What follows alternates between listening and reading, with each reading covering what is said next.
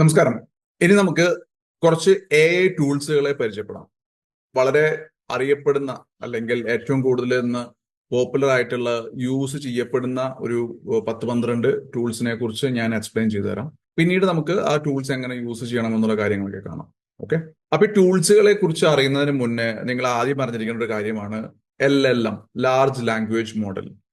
ഒരു LLM എന്ന് പറയുന്നത് ഇതിന്റെ കോറാണ്. നമ്മൾ ഈ പറയുന്ന പല ടൂൾസും വർക്ക് ചെയ്യുന്നത് ഈ LLMന്റെ മുകളിലാണ്. നമ്മൾ നേരത്തെ പറഞ്ഞിരുന്നല്ലോ, ആപ്ലിക്കേഷൻ ലെവൽ ഡിപ്ലോയ്മെന്റ് എന്ന് പറഞ്ഞില്ലേ. അപ്പോൾ അതിന്റെ ബേസ് എന്ന് പറയുന്നത് ഈ LLMs ആണ്. So A large language model is A type of artificial intelligence that utilises deep learning techniques. Deep learning എന്താണെന്ന് നമ്മൾ പറഞ്ഞിരുന്നു. ഒരു ഹ്യൂമൻ മൈൻഡ് ലേൺ ചെയ്യുന്ന പോലെ ലേൺ ചെയ്യുന്നതിനെയാണ് നമ്മൾ ഡീപ്പ് ലേണിംഗ് എന്ന് പറയുന്നത്. To understand, generate and predict human language. നമ്മളോട് ചോദിക്കുന്ന ചോദ്യങ്ങളുടെ ഉത്തരം പറയാൻ പറ്റുന്ന രീതിയിലേക്ക്, അതായത് ഒരു മനുഷ്യന്റെ രീതിയിൽ പഠിച്ച് മനസ്സിലാക്കി ഡെവലപ്പായി പോകുന്നതിനെയാണ് ലാർജ് ലാംഗ്വേജ് മോഡൽ എന്ന് പറയുന്നത്. These models are trained on vast data sets, often comprising thousands or millions of gigabytes of text, allowing them to recognize and interpret complex language patterns. ഇപ്പൊ നമ്മൾ ആര് ടൈപ്പ് ചെയ്ത് കഴിഞ്ഞാലും, എന്ത് ടൈപ്പ് ചെയ്ത് കഴിഞ്ഞാലും, എങ്ങനെ ടൈപ്പ് ചെയ്ത് കഴിഞ്ഞാലും അതിനെല്ലാം പഠിച്ച് സെൽഫ് ട്രെയിൻ ചെയ്ത് അതിനെ വാലിഡേറ്റ് ചെയ്ത് ക്ലീൻ ചെയ്ത് പ്രോസസ്സ് ചെയ്ത് ഡിപ്ലോയ് ചെയ്യുന്ന മെത്തേഡ്, നമ്മൾ ആ സ്റ്റെപ്സ് പറഞ്ഞിരുന്നു. അപ്പൊ ആ ഒരു മോഡലിനെയാണ് LLM എന്ന് പറയുന്നത്. ഈ വളരെ ഫേമസ് ആയിട്ടുള്ള കുറച്ച് LLMs, അല്ലെങ്കിൽ ഏറ്റവും കൂടുതൽ ആൾക്കാർ യൂസ് ചെയ്യുന്ന കുറച്ച് LLMs ആണ് ഓപ്പൺ എഐയുടെ GPT സീരീസ്, നമ്മൾ ചാറ്റ് GPT എന്നൊക്കെ പറയുന്ന GPT സീരീസ്, പിന്നെ മൈക്രോസോഫ്റ്റിന്റെ കോപ്പൈലറ്റ് ഒക്കെ അതിൽ വരുന്നതാണ്. പിന്നെ ഗൂഗിളിന്റെ ജെമിനായി എന്ന് പറയുന്ന മറ്റൊരു, മുന്നേ ബാർഡ് എന്നറിയപ്പെടുന്ന ജെമിനായി എന്ന് പറയുന്ന ഒരു LLM, അത് ജെമിനായി ചാറ്റ് ബോട്ടും ആ പേര് തന്നെയാണ് അറിയപ്പെടുന്നത്. പിന്നെ മെറ്റയുടെ ലാമ എന്ന് പറയുന്ന ഒരു മോഡൽ ഉണ്ട്. പിന്നെ അങ്ങനെ ഒരുപാട് different type of LLMs available ആണ്. ഇന്ന് ഏറ്റവും കൂടുതൽ ആൾക്കാർ ഉപയോഗിക്കുന്നത് ഓപ്പൺ എഐയുടെയും ഗൂഗിളിന്റെയും മെറ്റയുടെയും ഒക്കെയാണ്.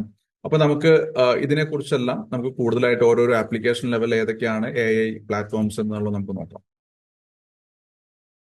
സോ ആദ്യമേ തന്നെ ഞാൻ പറയാതെ നിങ്ങൾക്കറിയാം ഏറ്റവും പോപ്പുലർ ഏതാണെന്ന് വെച്ചാൽ ചാറ്റ് GPT ആണ്. അപ്പൊ ചാറ്റ് GPT ശരിക്കും എന്താണ്?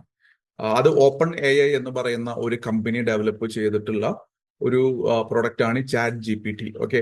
സോ GPT എന്ന് പറഞ്ഞാൽ എന്താ? Generative pre train transformer. Okay, ഇതാണ് GPTയുടെ ഫുൾ ഫോം.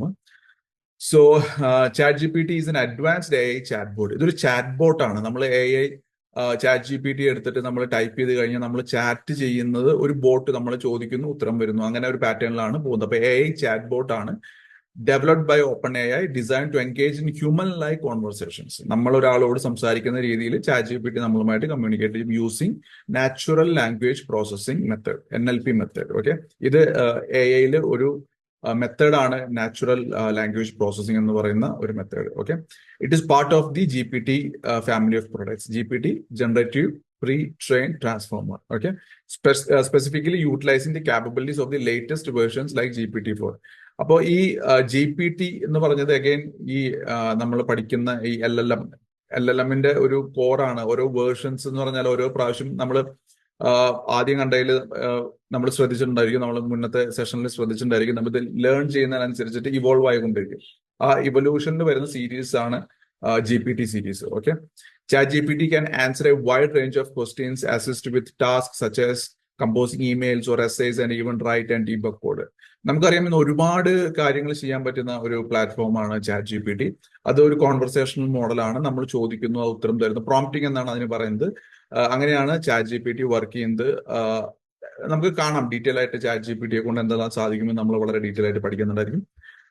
ഇനി വരുന്നത് Gemini by Google. Gemini AI is a suite of advanced generative AI models developed by Google, designed to engage various digital products and services, including the revamped Bard chatbot. Bard എന്നായിരുന്നു അതിന്റെ മുന്നേ അതിന് പേരിട്ടിരുന്നത്, അത് മാറ്റി ജെമിനായി എന്നാക്കി. ഇതും അഗൈൻ ഗൂഗിള് ഡീപ് മൈൻഡ് എന്ന് പറയുന്ന ഒരു UK അമേരിക്കൻ കമ്പനിയെ അക്വയർ ചെയ്തിട്ട് അവരെ കൊണ്ട് ഡെവലപ്പ് ചെയ്യിപ്പിച്ച ഒരു AI മോഡലാണ് ജെമിനായി എന്ന് പറയുന്നത്. So, launched in late 2023, Gemini represents Google's most capable and versatile AI model to date.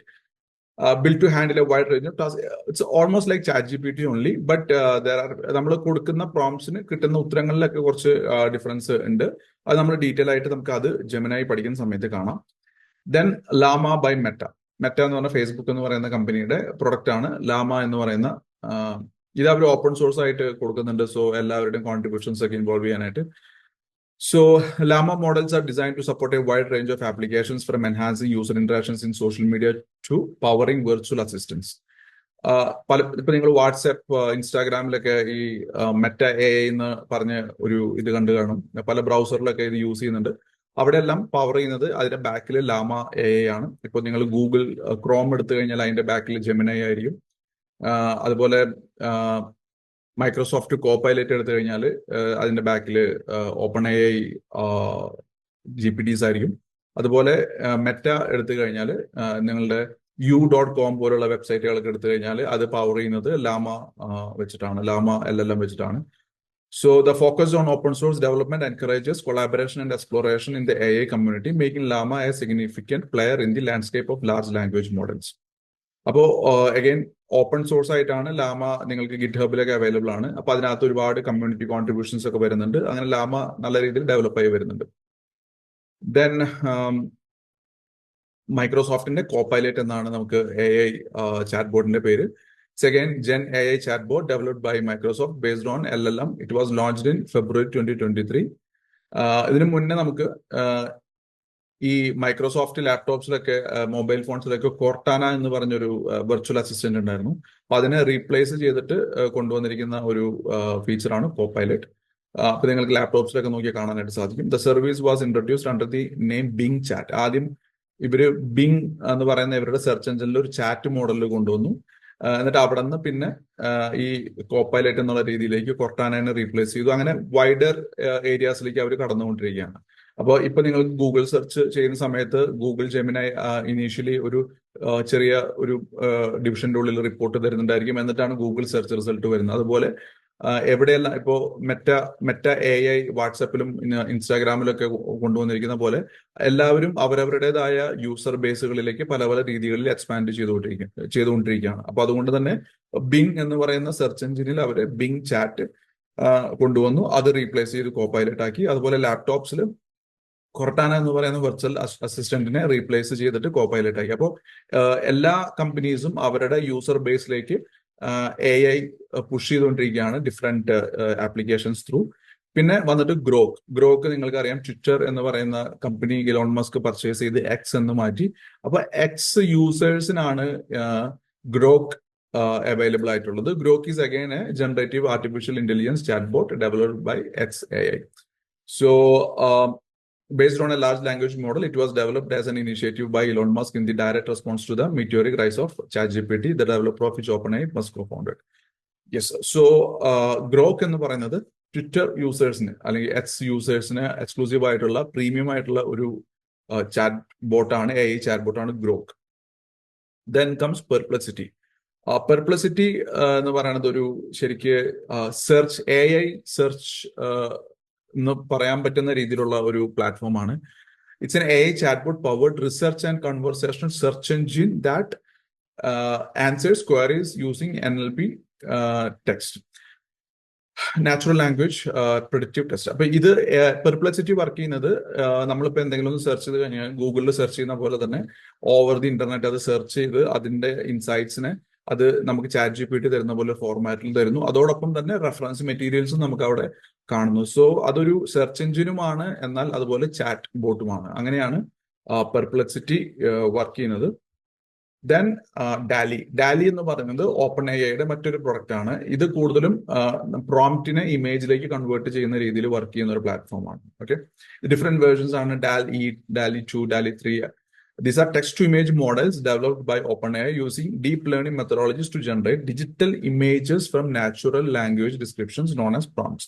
നമ്മൾ കൊടുക്കുന്ന പ്രോംപ്റ്റിനനുസരിച്ചിട്ട് നമുക്ക് ഇമേജ് ക്രിയേറ്റ് ചെയ്ത് തരിക എന്നുള്ളതാണ് DALL-Eയുടെ purpose. The first version of DALL-E was announced in 2021. The following year, its successor DALL-E 2 was released.